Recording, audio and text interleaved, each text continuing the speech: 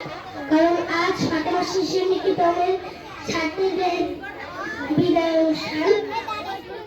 আমার এই প্রিয় ক্যাম্পাসে 2টি বছর খুব আনন্দে কাটিয়েছি। এখানে অনেক সোনালী স্মৃতি জড়িয়ে আছে।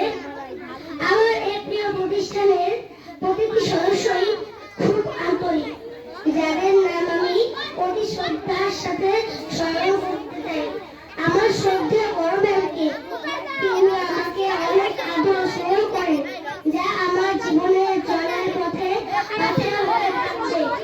আরো শ্রদ্ধার সাথে স্মরণ করতে চাই আমাদের প্রিয় বড় স্যারকে, আমার প্রিয় স্যার ও ম্যামদের, যারা কিনা অত্যন্ত আন্তরিকতার সাথে আমাকে পাঠদান ও দিক নির্দেশনা দিয়েছেন।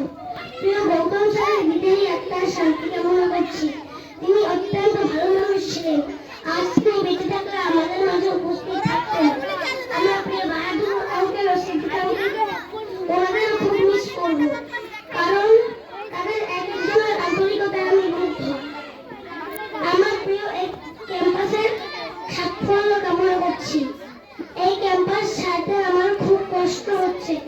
আশা করি আমাদের বড় ম্যাম, শিক্ষকগণ ও সদস্যদের নেতৃত্বে 2025 সালে ফাতেমা শিশু নিকেতন পৌঁছে যাবে এক অন্যতম উচ্চতায়। সবাই আমার জন্য দোয়া করবেন। আমি যেন একজন